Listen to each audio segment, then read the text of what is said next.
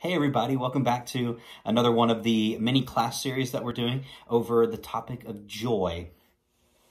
And joy, we've been kind of talking about in a very broad sense. And today I want to look at a specific example in Scripture of a time when the Israelites are specifically instructed to be joyful. And I want to talk about that a little bit.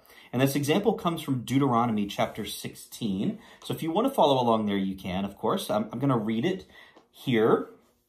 The verse that I'm specifically looking at that talks about joy is verse 15. But I want to begin in verse 13 to set up the context of what's going on.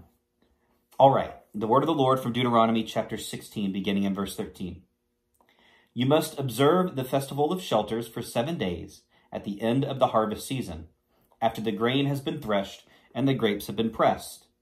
This festival will be a happy time of celebrating with your sons and daughters, your male and female servants, and the Levites, foreigners, orphans, and widows from your towns. In other words, everybody's involved. Come on in. For 7 days, you must celebrate this festival to honor the Lord your God at the place he chooses. For it is he who blesses you with bountiful harvests and gives you success in all your work.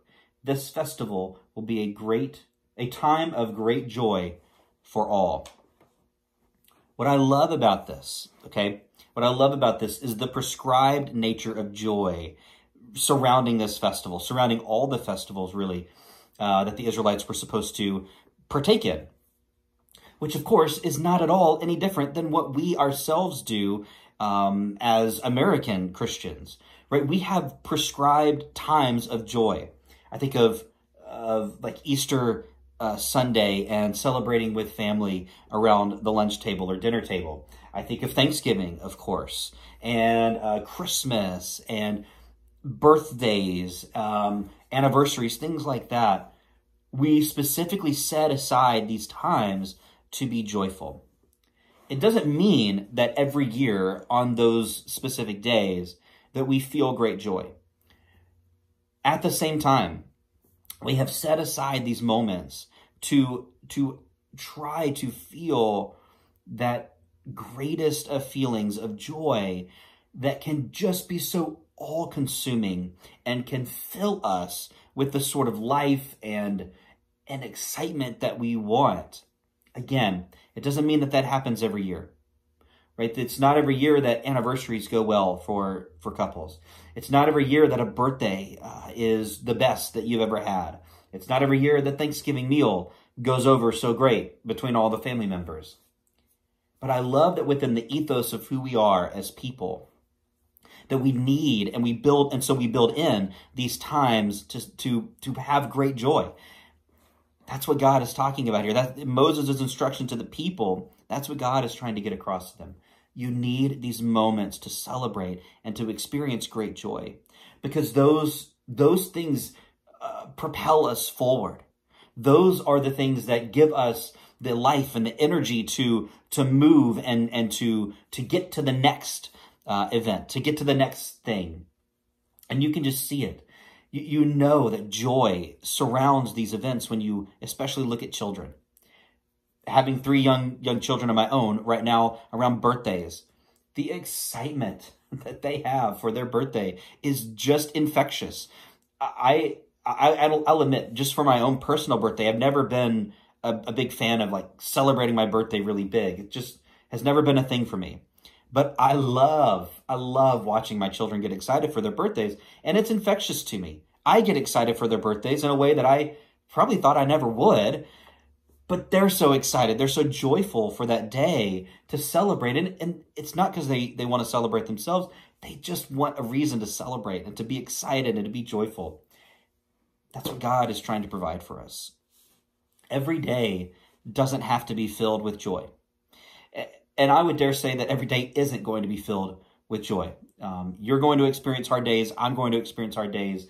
As a church, we're going to experience hard days. But God has given us these things to hold out to look forward to for these moments of great joy, so that we can experience life in a different way, life in the fullest sort of way. And so to me, it just caught me this week looking at this passage, thinking about Deuteronomy 16 and what's really going on here, that I think God is giving us a sort of pattern to grasp onto, this pattern of experiencing joy and of this excitement about life that can come whenever we look past ourselves and look to the joy in others and in the things around us. So let me encourage you to do that, especially during this time, as we talked through worry for several weeks, especially during this time of great worry and great angst. May we look for the things that bring us joy so that we can experience that right now. Whatever that is, whether it's picking up a good book, whether it's having a conversation with a friend, whether it's all the of many other things that you might have that bring you joy. Seek that out.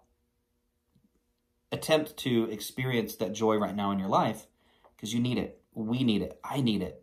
And may we be people in the fullest sense of that word when we experience this joy that we all desire. All right, that's what I have for you today. I hope that gives you something to maybe latch onto, something to take with you, and to think about and to ponder about over the next few days. We'll have a sermon coming up on Sunday. I hope you are ready for that. And until then, I hope you have a great rest of your week, and I'll talk to you very soon.